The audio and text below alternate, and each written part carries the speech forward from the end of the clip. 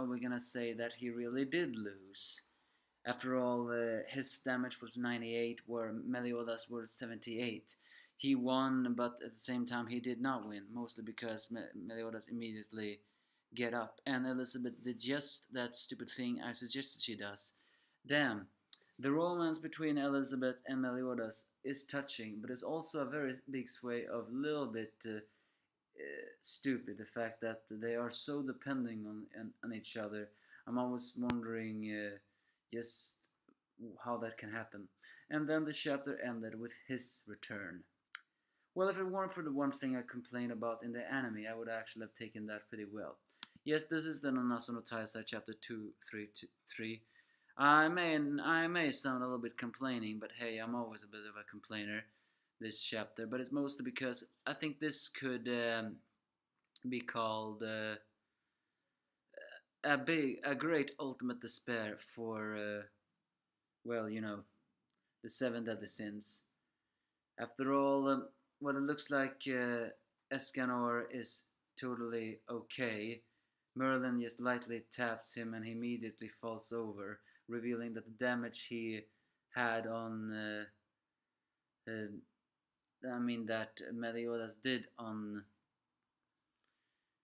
Escanor was actually much greater than before, and that's no surprise. After all, it took the one to defeat Meliodas. Although technically we shouldn't take this as defeat, also because well he got up, and Ban is doing the exact same thing as I always suggest. Not suggest, thought he would. He blames himself for he couldn't do anything, and I know this is gonna sound harsh, but it is actually true. He could not do anything.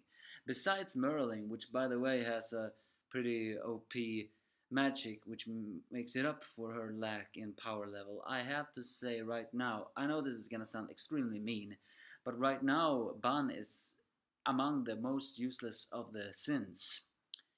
He has his immortality, so he cannot die, but as those skeleton warriors proved, that does not mean he can't. That means that even if he can't die, it doesn't exactly mean he can fight back. And as Marashkaila said, he may be immortal, but that can also become his greatest weakness if he's trapped in an endless spiral. Of course, Elaine consoles him, but still, Ban needs to become stronger because now situations is very very dire. Meliodas it has suffered damage, but not as much as Escanor, as expected, because Sunshine, while and extremely powerful, apparently Escanor had to utilize all that power in one single attack. Damn!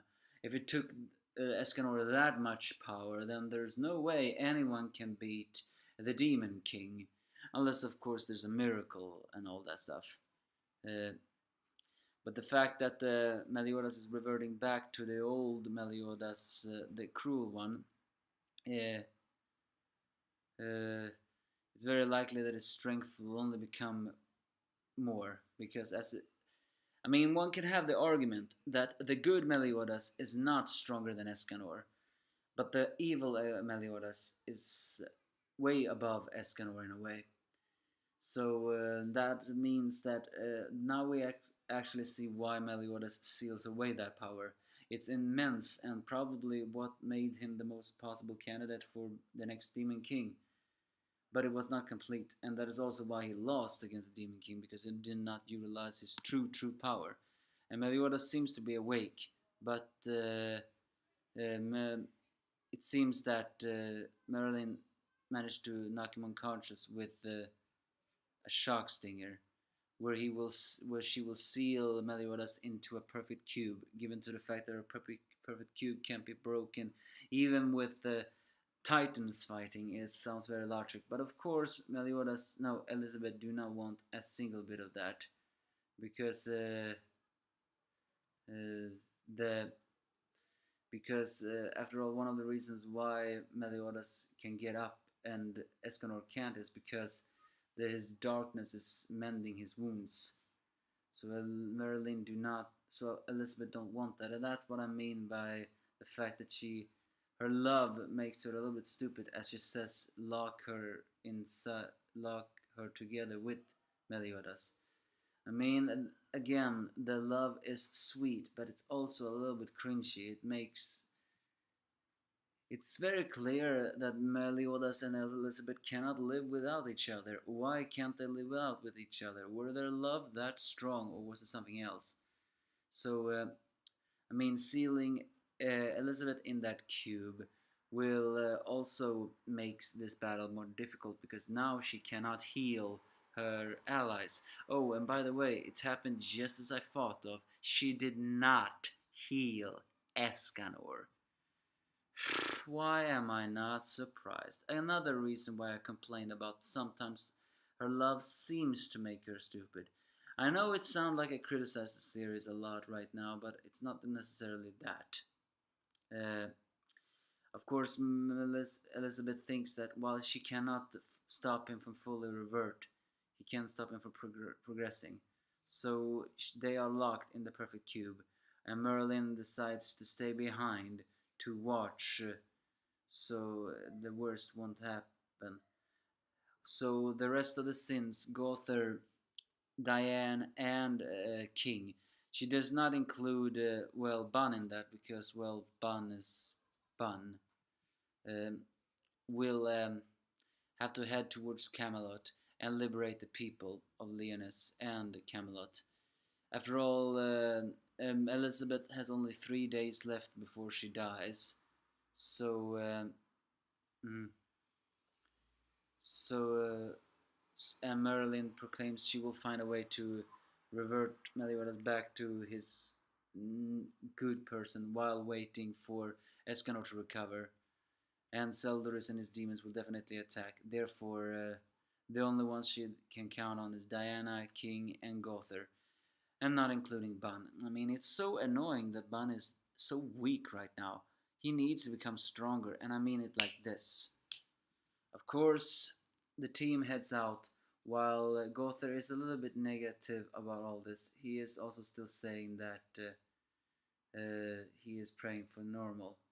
So the chapter ends with that while uh, it's very likely we are heading towards a great amount of despair, we see that annoying brat vampire Orlondi, who has managed to survive and is eating flies, mentioning that he came from one of the mother of chaos and vampire royalty. He is attacked by a demon celebrity, but is saved by a mysterious person. Well, not a mysterious at all. Who is that mysterious person? Well, as soon as Orlindiman manages, says Merlin, he asks, "Where is?" Uh, I'm sorry, I need to do something a little bit quickly.